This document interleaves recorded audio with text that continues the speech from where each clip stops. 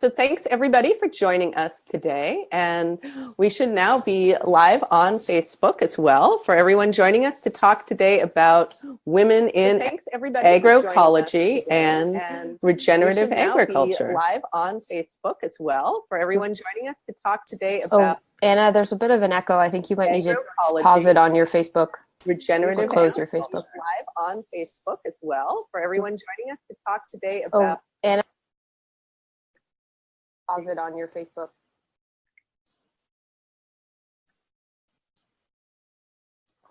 There we go. So before we get started, just a few items. If you want to, if you're listening on Facebook, let us know where you are tuning in from. Help us spread the word. Can everybody out there on Facebook hear me right now? And if you are tuning in via Zoom on the webinar, if you have any questions, please feel free to post them into chat. And then at the end, we're going to have 10 to 15 minutes where we'll be following up on all of those questions. Just a quick check to make sure that everybody can hear what we're saying right now.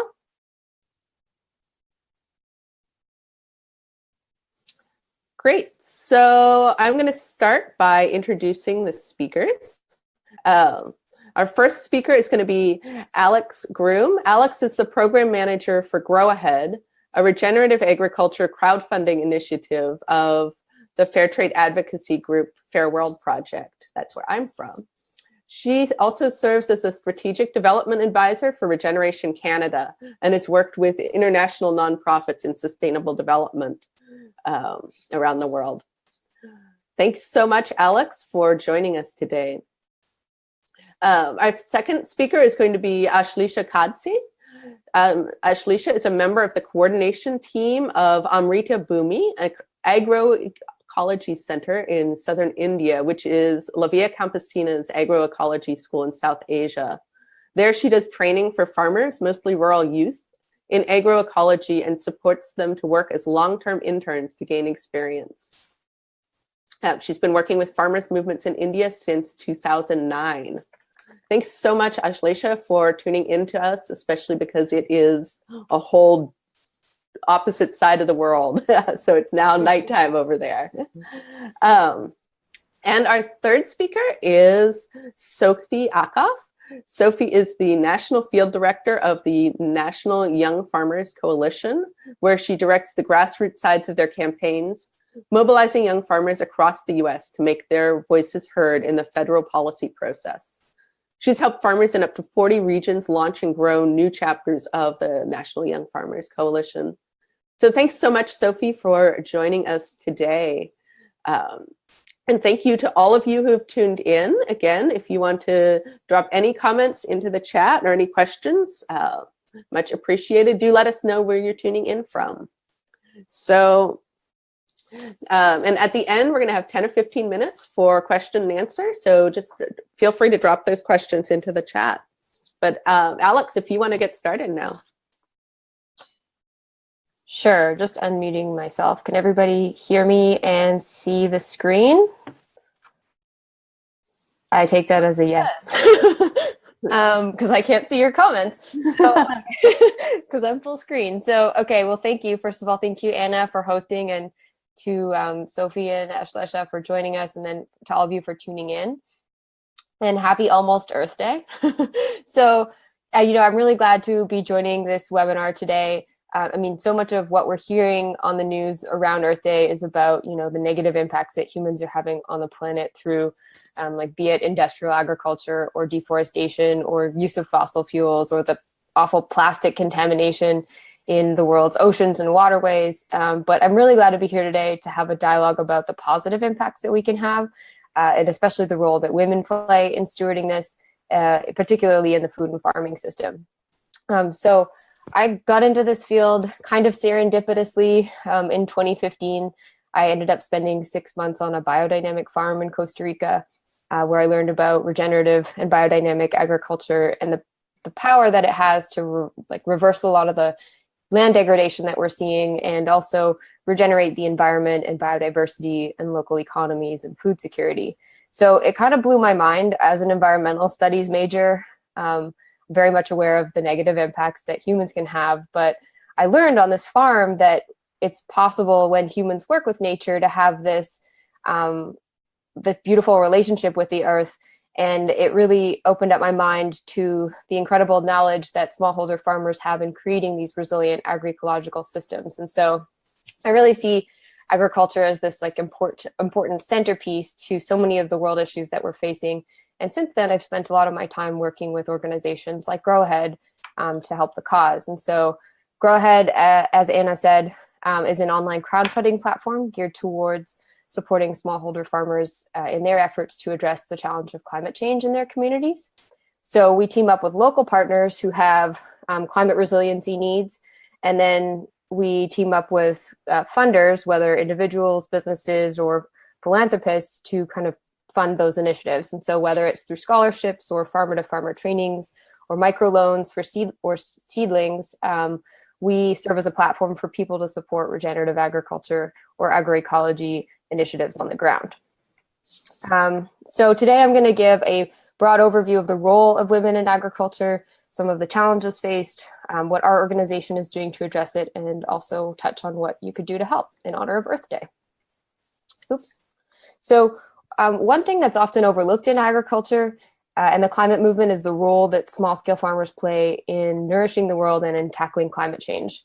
So I don't think it's very widely known that there's about 500 million small-scale farms in the world, and they produce over 70% of the world's food.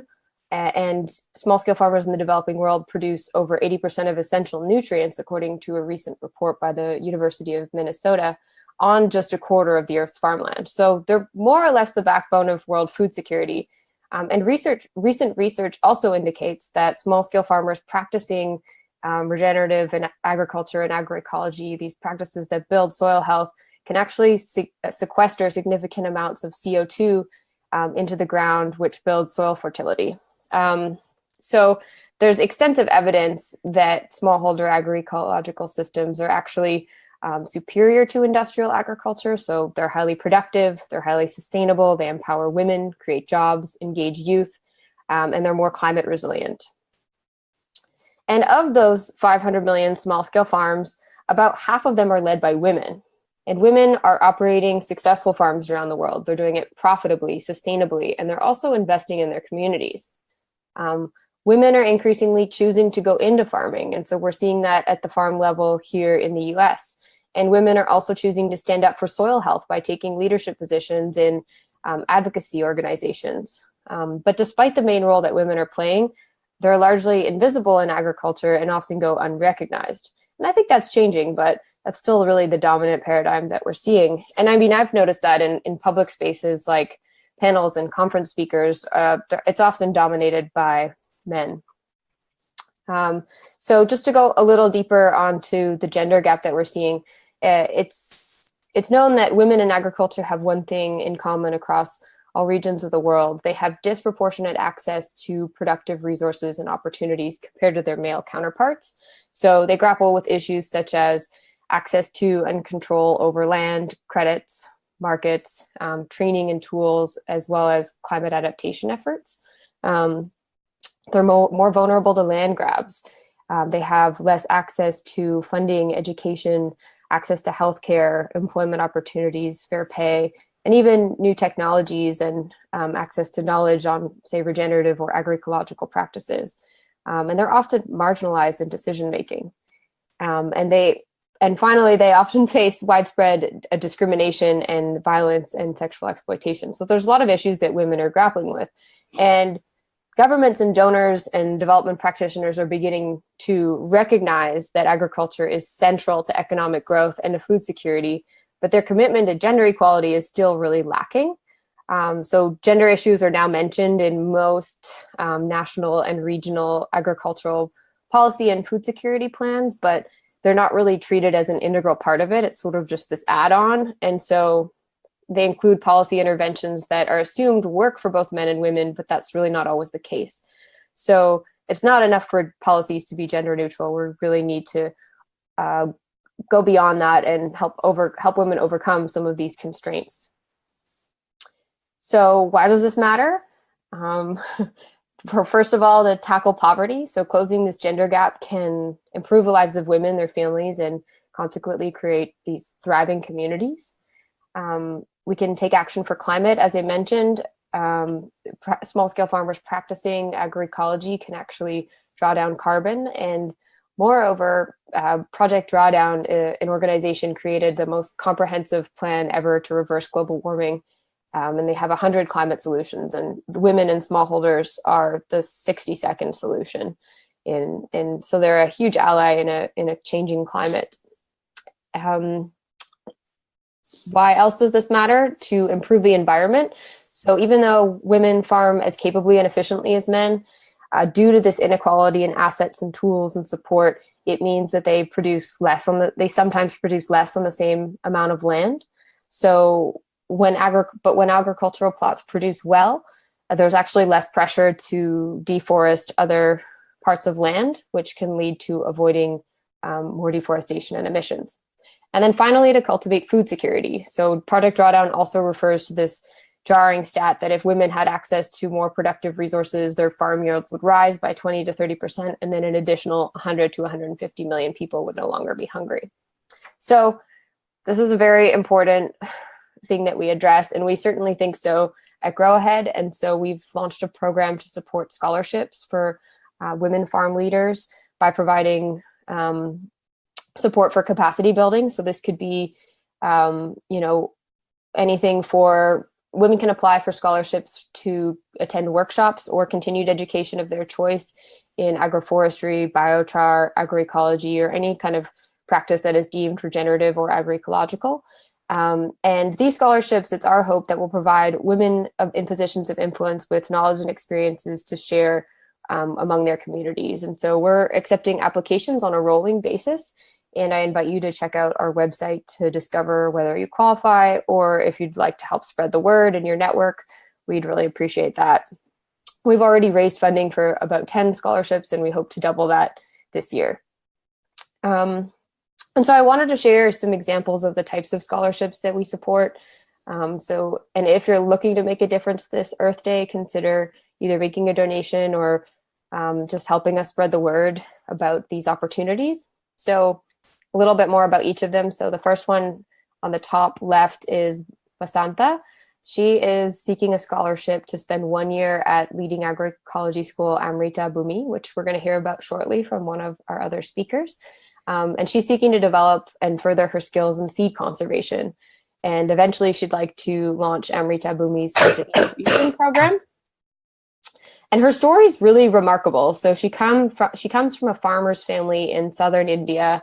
And when most rural youth were leaving the rural areas to go to cities for opportunities, she actually stayed put, and she engaged in farming and education and training for rural communities. So for example, when BT cotton was really on the rise and responsible for all of these farmer suicides, she was teaching organic cotton farming and creating community seed banks. So please take a look at her profile on our website if you're interested in learning more. And then there's Elizabeth. She's from Zimbabwe. Some of you who are tuning in may be familiar with her work. She's the general coordinator of La Via Campesina, and she's looking for a scholarship to visit other neighboring countries who have amazing agroecology or regenerative projects where she can learn from those and then take the knowledge back to her local community and her region and share it through the farmers groups that she's a member of. And she was raised in a culture where women are discouraged from going to school and left with no other option but to go into farming. And that really inspired her to believe that farming could be this tool or this source of livelihood for rural communities, and particularly women who actually produce the majority of food. So please go check out her profile on our website as well. You can access it via our homepage if you just scroll down a little bit. Okay, so I also, kind of wrapping up here, I wanted to share with you an opportunity there's a summit on May 15th in Boulder, Colorado, called the Women Leading Regenerative Summit. It's bringing together women leaders in mostly the natural products industry, but also the farming industry. So if anyone's interested, I'm offering a discount code. I can send the link in the chat after this. And I will leave you with a quote from a wonderful woman called Musimbi Kanyuro. One woman can bring change to a family, and many women together will bring change to humanity. And that's really something that I think is very important in this industry, in particular, is that we come together across breaking down silos. So women across sectors need to come together to really create positive change in the world. So thank you guys for joining today and for listening, and feel free to get in touch if you have any questions, and looking forward to hearing from the rest of our speakers. Great. Thanks so much, Alex. That was super inspiring. So next up, we're going to have Ashlesha. And for anybody who has any questions for Alex, if you want to just drop them in the chat on the webinar here, or if you're tuning in via Facebook, let us know where you're at and if you have any questions. But Ashlesha, if you want to start sharing your screen, that would be fantastic. Can you see my screen now? You can? Okay, cool. I'm going to be looking at my notes on another computer, so you're going to see my side face. I hope that's not a problem. So I'm Ashlesha, and I am from southern India. And Alex just introduced the BHOOMI Agroecology School. So the school was started by the farmers movement about 5 years ago, so it's still a very young institution.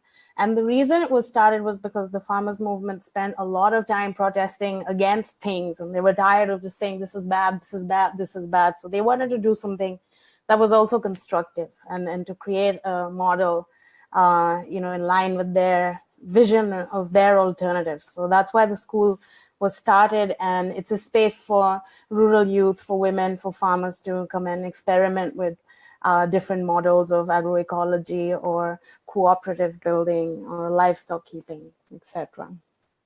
So, hang on, how do I change my slide? Okay, so if you want to understand how women and agriculture are in India, we need to look at the larger issue of patriarchy, and India is a very, very patriarchal country. If you look at this quote on the slide, that's essentially, one of the worst rape cases that took place in India. And of course, there's been a spate of these. It's all over the news. The New York Times covered another story 2 or 3 days ago. So the situation is really bad. And this patriarchy, of course, affects women in farming and in every other sphere. So, when the Green Revolution started in India in around the 70s, and at the time, India was still a very patriarchal country, but the Green Revolution further dispossessed women, because one of the things it did was, push out what are the female farming systems. And in especially Africa, for example, there are many farming systems that are just for subsistence and run completely by women. But in the case of India, a lot of the farming was plow oriented. So the man went out on his plow with his bullocks, and he controlled everything, and he controlled farming, and women stayed indoors. So after the Green Revolution, that system was entrenched even more, and the women farming systems were completely sidelined. So instead of becoming a subsistence and food oriented system, it turned into a market oriented and cash crop oriented system. So that, of course, was terrible for women. And one of the reasons that they were not able to participate was, of course, all the reasons that Alex already listed out, was extremely expensive investments, a lack of access to seeds and institutional credit or extension systems. So women were just relegated to the household.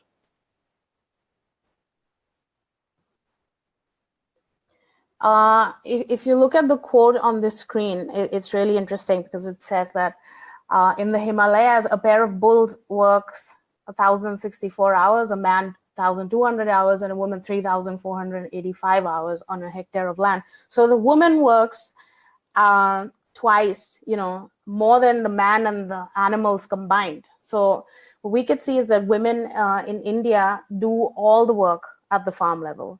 They do the weeding, they do the cleaning, they do the seed keeping. And of course, there's now, today's day and age, there's a problem of feminization, because a lot of the men have migrated away from the cities, and the women stay at home. They take care of the elders, they take care of the children, and they carry out all the farm operations. So women do most of the work, but yet they don't own any of the means of production. And of course, the worst part is that women in India, women are not considered farmers. So if you say farmer, people think of a man. And if you look at the rights that farmers have, none of those extend to women. So that's obviously the really sad aspect of women's situation in India. So now, of course, we come to the key question of our presentation, which is how can agroecology empower women? And of course, one of the key points that I want to make is that agroecology cannot automatically address gender inequalities, because in today's day there's a lot of interest in agroecology coming from the institutions, coming from the UN. A lot of corporations are interested in it, but their vision of agroecology is not necessarily the same as what small farmers, peasants, indigenous people have envisioned agroecology to be. And for a lot of them, what we call the top-down vision of agroecology, it's just a greening technique. So of course they may maintain monocultures and they may maintain the social inequalities, but they'll just adding a little bit of compost is not going to be agroecological. So the idea of social justice is very much intrinsic, and an agroecology, if it must address gender inequality, it must take into account all these important social commitments. So agroecology practitioners must make the commitment to address not just gender, but race and other kinds of social inequalities. So how can agroecology create opportunities for women? Agroecology, of course, Alex already spoke a lot about them, but they do, for women, it creates meaningful work, because one of the first things that happens in an agroecological farm is there's a diversity of roles, and not just one role that is controlled by the man, but children can get involved. In a lot of households, we see the grandfather has his fish pond, the children have chickens, the women is controlling various other crops. So there's a diversity of roles and decisions that are not concentrated in the hands of one man. So patriarchy automatically is diluted when it's an agroecological system. Then there's learning and sharing. And of course, agroecology is completely dependent on learning and sharing, because, farmer to farmer is one very important case of how knowledge is spread. And especially for women, because, when there are spaces for women to do the sharing, that space is an important element, a space for them to also mobilize socially. So in a lot of cases, especially in India, women come together for a seed program, but they meet each other over and over again, and then they use the same space to address other inequalities that they may face, or if they're not getting access to an entitlement that they're supposed to, they collectivize and they can fight for that. So it's not just a space for agroecology, but it's a space also for women to address other inequalities. And of course, it encourages health, better food, values women's knowledge and traditional knowledge, and economic opportunities, which are really important for women because they have access to different crops. They can do value addition of crops at home or in collectives, and which is something that conventional ag obviously doesn't necessarily offer. And now I'm just going to briefly talk about our school. And of course, that's Vasanta there, who was also in Alex's presentation earlier. And you already know her story, and she's one of the key seed coordinators on our campus. And she comes from the Dalit caste, which is, the untouchable, which is the worst, the low end of the social hierarchy, and most Dalits don't have access to land. So it's very important, of course, in our idea, in our school, that we invite more and more women like her and youth who don't have access to land, who come from particular caste backgrounds, or not necessarily always from the elite landholding classes.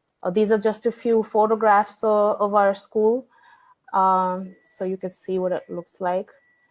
We have various courses on our campus. We have courses on not just farming practices, but especially also on legal training and political training, because those are very important to go hand in hand with agroecology. Because of course, we're speaking about women's empowerment. It's not just about getting a better income, but also, what Paulo Freire would call, conscientización, which is, of course, understanding, having a better, more critical understanding of your reality, of the laws, of why it is that people are oppressed. So these are all, of course, with agroecology, people also do political training. And our aim is that all of the students who graduate from our school become activists, whether they join farmers' movements, they could join women's movement, they could join a small cooperative, or they don't just work only on their own farms, but they work on larger, also thinking about the wider society, whether it's at the community level or, national level. And we have a seed home, and so we do seed saving on our campus, but we also have a network of seed savers that Vasanta in the photo earlier is working on right now. But especially related to women, we have a women's seed savers network, which is currently we're working on that. And we have women from all kinds of backgrounds and all kinds of ages. And the idea is to make a space for women so they can collectively learn from each other. And eventually we want to create a cooperative, which is only run by women, because in our experience, when it's better to not just have mixed gender spaces, but to have women only spaces, because at least women feel more comfortable in these kinds of spaces, and also to have spaces where people are of the same social background, so that people can feel comfortable to speak up, and not necessarily, and the sort of injustices or inequalities in society are not recreated in these cooperatives or women's groups. So that's one of our learnings. And yeah, that's the last slide of my presentation, but I just want to point out that there's this other really interesting group in India called the DECCAN Development Society, and they've done a lot of amazing work on women, especially landless Dalit women, and agroecology. And of course, we are very inspired by them. So if anybody wants to learn more about how agroecology can empower, the most oppressed women, then that's a really good case study to look at. So thanks a lot for letting me speak about AMRITA BHOOMI. Thanks so much, Ashleisha. That was fantastic. Really appreciate learning so much from you just now. And if anybody has any questions, feel free to drop them into the chat, either here on the webinar or on Facebook. Let us know where you're tuning in from, and if you have any questions or comments or thoughts, would love to hear those. Otherwise, Sophie, if you want to share your screen. Yeah.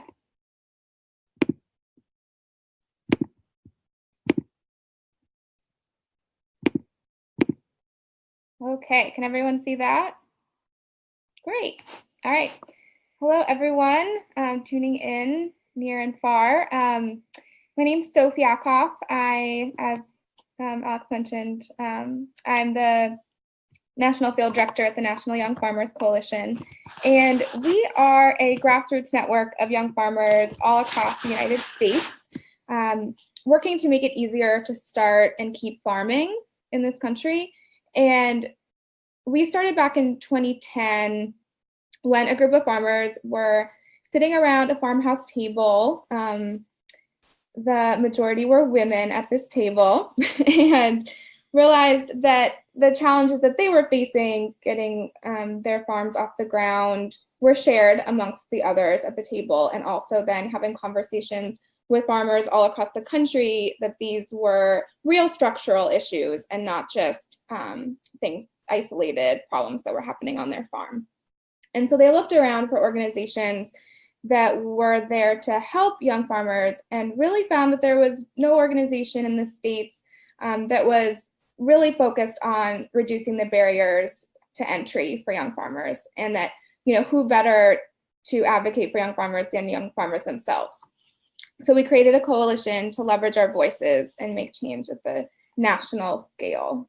So we have a network of 40 chapters all across the country, and these chapters are really the heart of our work. We owe all of our national, federal victories to they're on the ground organizing, talking to farmers about their challenges and getting them excited and interested to make their voices heard and to meet with their members of Congress or their local representatives or their state assembly people, and building that relationship. And so, they are working on all levels of government, and they also work, outside the sort of political system in this farmer-to-farmer work that we're talking about, which is really bringing farmers together to collaborate and to tackle challenges through that kind of communication and collaboration. So our chapters are doing farm tours and crop mobs where they help out on each other's farms, organizing equipment shares, really some incredible projects. So we have 40 chapters in 28 states, and really building that collective voice for farmers. And also, the majority of our chapter leaders are women. So we're really seeing this as a space where women farmers can step up. But I'll talk about that a little bit more in a few slides. So, why are we organizing? What sort of is the landscape in which we're starting our farms? We're at this really critical moment in agriculture in the US, and we're seeing this around the world as well, where our farmers are aging out and retiring, and we need young people to take on the mantle and take on the big task of growing food for our country. Within the next 2 decades, 2/3 of US farmland will need a new farmer. So as the farmers are retiring, and we really want to ensure that that land stays in agriculture and stays in production and it's not lost to either development or bought up by existing farms, corporate farms, into larger land holdings. So we want to make sure that young farmers are able to take on that land, trained, but also just financially able to do that. Farmers over 65 outnumber farmers under 35 by a margin of 6 to 1. So only 6% of US farmers are under 35. And yeah, I want to make note that these structural barriers that we're talking about that have been sort of created by federal farm policy are not experienced equally by all farmers. Women, farmers of color have an even more hurdles to getting started, and have really been discounted and underrepresented in farm policy decision making. And that's something that our coalition is working to change. Who makes decisions in this country around what our farmland looks like has really been in the hands of old white farmers, and that's what we think of as farmers, but also a lot of that reason is because those are the folks that have the power and relationships to members of Congress and are able to really dictate what our food system looks like. So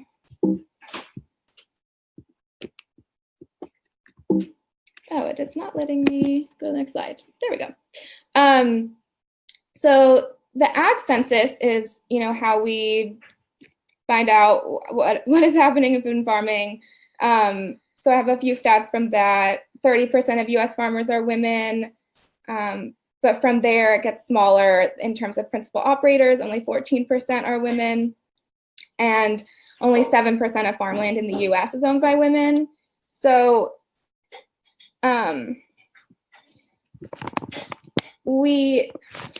it's important to look at who the Ag Census is counting. Before 2002, only the principal farm operator was counted. There was only one. So, often this was the male farm owner, and we really lost a sense of how many women were co-owning farms across the country. So since 2012, we made that change, and we can really, we've seen already how the increase in women farmers who are being counted and represented. And there's an exciting change that's coming up with the next census, which is that, so currently what it switched to is that there are three. There's a primary and a secondary and a third operator that we're counting. But in the next Ag Census, it's going to be the three principal operators, but they're going to be, there's no ranking. So we're really going to be able to see and recognize the role of women in agriculture, not as the secondary and third operator, but really co-owners, because that is what we're starting to really see on the ground. So our stats will be reflective of that new reality. But the Ag Census is not perfect. It is not counting everyone. And so we set out to do a young farmer survey. Young farmers specifically are underrepresented in the census because they're not really in the system yet. The government doesn't necessarily know about them, or they don't know about the census and don't see the importance of taking it, and so they're not being counted. So we set out to ask young farmers what their greatest challenges are, and what the brightest opportunities are for them in order to create a policy platform that really represents everyone. And so we partnered with 94 organizations across the country, and we got 3,500 young people under age 40 from all 50 states, pretty great geographic distribution, to take the survey and weigh in. And one of the most exciting stats from the survey is that 60% of respondents were female. And you can see that this is very different from what the Ag Census shows, 30%. So this is all farmers, this isn't just farm owners, this stat of who took our survey. So it's best to compare it to the 30% number from the Ag Census. But really what we're seeing is that in this new generation, women are really stepping up. They're owning farm businesses. They're co-owning farm businesses with equal sort of rights and say in the decision making. And they're really leading the future, which is very exciting for our farmland and for our communities. Just a couple of other things of note that we found in the survey. Young farmers are not coming from farm families as much as they were in past generations. 75% didn't grow up on a farm, so we're seeing folks coming from suburbia and cities who want to have a role in changing the food system coming back to agriculture, which is really exciting. They're highly educated. We had twice as many people of color take our survey than the Ag Census. They are really, getting opportunity from the local and organic food movements. People want local food, and young farmers are here to supply that. And they're growing it in a different way. They're growing it on diversified farms. They're growing mostly vegetables and livestock, specialty crops, but things that are feeding our communities. And they're selling it directly to their consumers, which is really allowing them to capture more of the food dollar and to make their businesses economically viable. And it's very low inputs to be able to grow vegetables and sell them at farmers market than it is to do a commodity agriculture like dairy or grains, where you need a lot of equipment and a lot of land that is just not accessible for young farmers today. And they are environmental stewards. So 75% of farmers who took our survey describe their practices as sustainable and 63% as organic. So not everyone is organically certified. A lot of folks don't need to do that. They know their customers and have that connection. But really this generation we're seeing is motivated to protect the air and climate and water resources for future generations. And so they're building their farms to meet those goals. The top challenges that we found, access to land, this is the basis of a farm operation. And we really, for first generation farmers and multi-generation farmers, we found this to be the biggest challenge. And so that is one of our main projects at NYFC, is to figure out how land trusts can help, and the government can really invest in access to land moving forward. Student loan debt, it's really difficult to get out extra loans to grow your farm when you have that existing debt burden.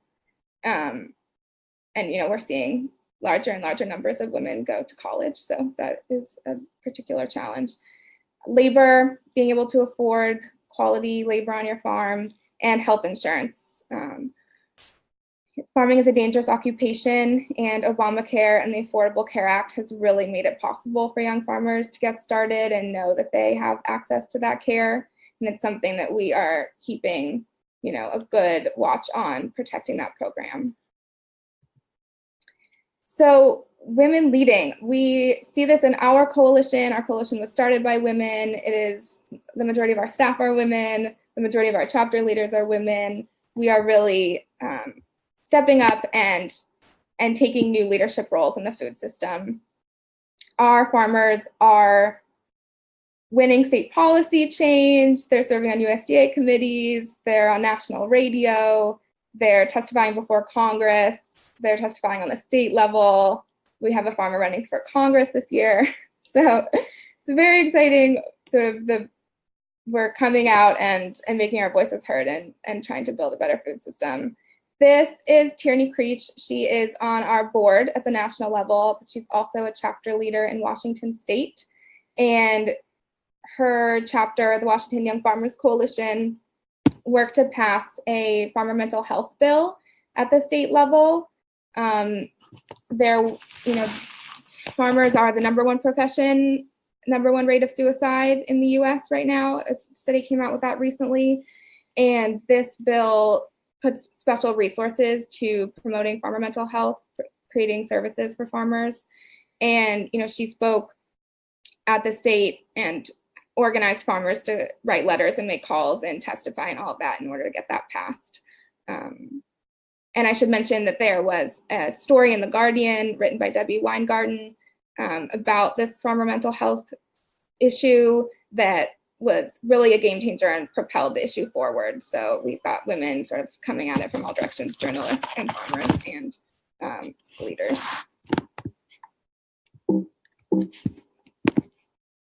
I just wanted to give a couple shout outs to some favorite female farmers of mine.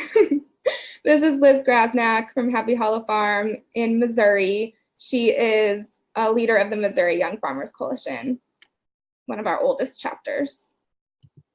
And Leah Penniman from Soulfire Farm, which is in New York. Soulfire Farm is a racial justice focused farm, and they train farmers from all across the country. They have a Black and Latinx immersion program where they help farmers reconnect with the land and have that be a super positive experience. She is amazing. And yeah, I would encourage everyone to get involved with the National Young Farmers Coalition, both farmers and farm supporters. We need everyone to come together to change some of these policies at the state and federal level that are really getting in the way of our success.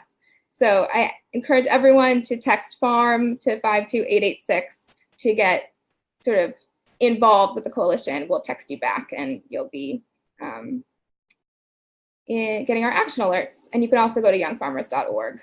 And I just wanted to put on the screen some other women farm projects in the US. There's amazing work happening. Women Food and Ag Network, Annie's project is training women in farm transitions.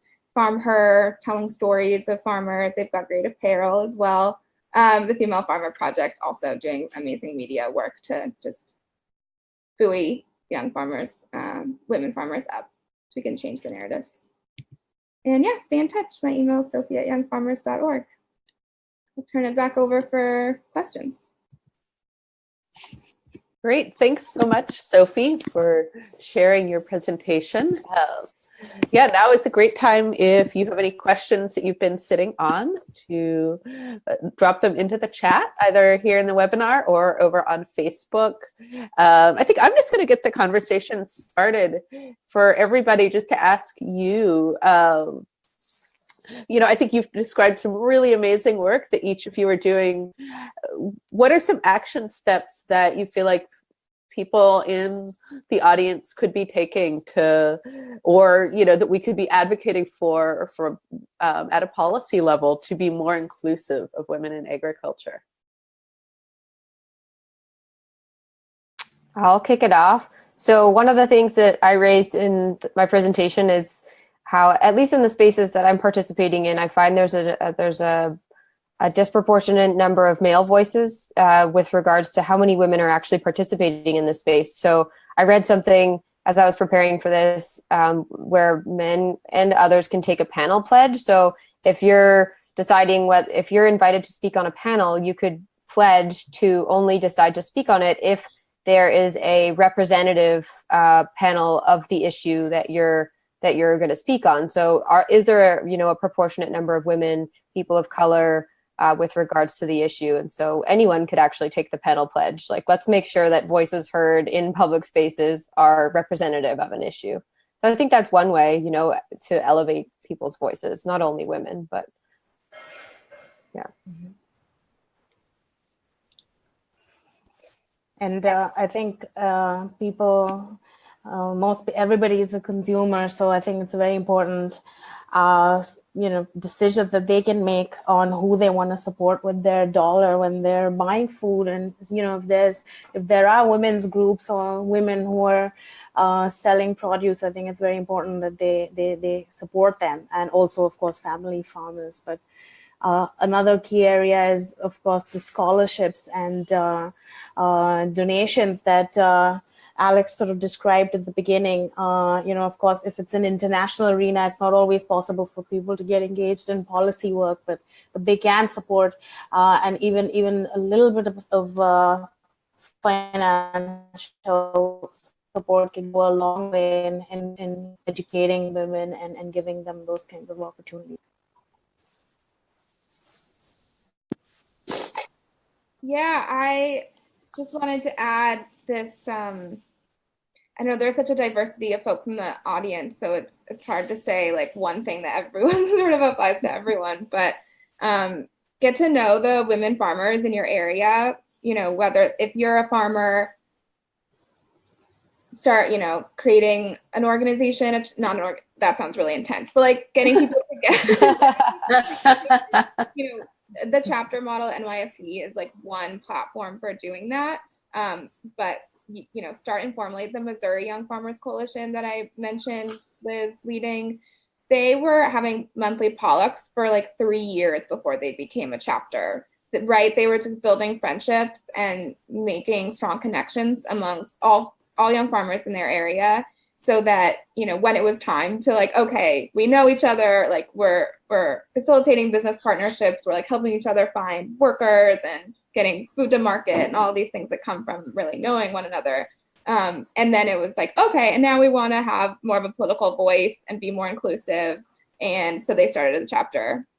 But so I would just encourage everyone to, if you're a farmer, create that farmer to farmer networking. That's so important. And if not, get to know the women farmers in your area, support them, buy their food, and also, help sort of draw attention to their operations and encourage people to support them. Great. Thank you. As we're talking some about the political aspects, and Sophie, you talked a bunch about that. Ashleisha, towards the end of your presentation, you mentioned some of the political and legal trainings that AMRITA BHOOMI includes, and that's such a strong component of agroecology. Can you talk a little bit more about that? Yeah, I think one of the most difficult areas, when we speak about women in agriculture, is that there may be laws on paper, especially in India. We have so many laws. Women do have legal access to land, and they're supposed to be able to share the land and co-own it with their husband or their family members. But in practice, that's not the case at all. So a lot of women are not even aware of these laws. So it's on the one side, it's important to train women about this, but it's also important to bring women together so they're able to create networks so they can fight for these. And of course, safety nets, because there's a lot of violence that comes when women stand up and start asking for their rights. It's not always that the family members or other people in the community are going to be on board. So they need to have that safety network or other women who are with them and they're learning about these together. So yeah, we at least at AMRITA BHOOMI, we speak about all the entitlements that women have: access to land, access to seeds, access to education, that they can, and access to food rations that they're legally entitled to go and get from the government. So they should know about these as well. Great, thank you.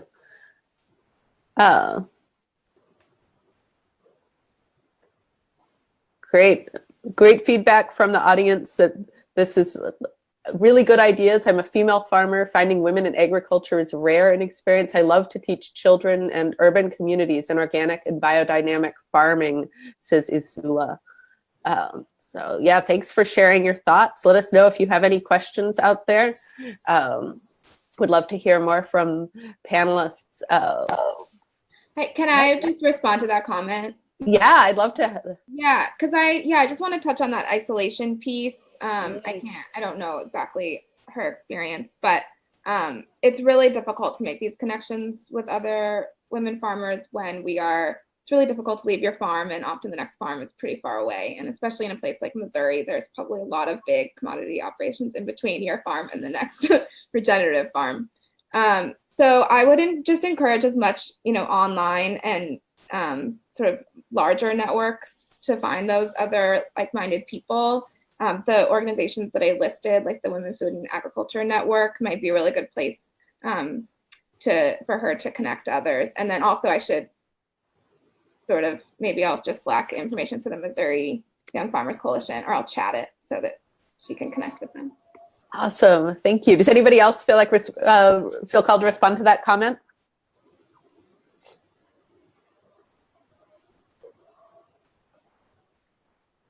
Great. Do any of you panelists have questions for each other? I know that you're all really thinking about different aspects of this really interconnected work.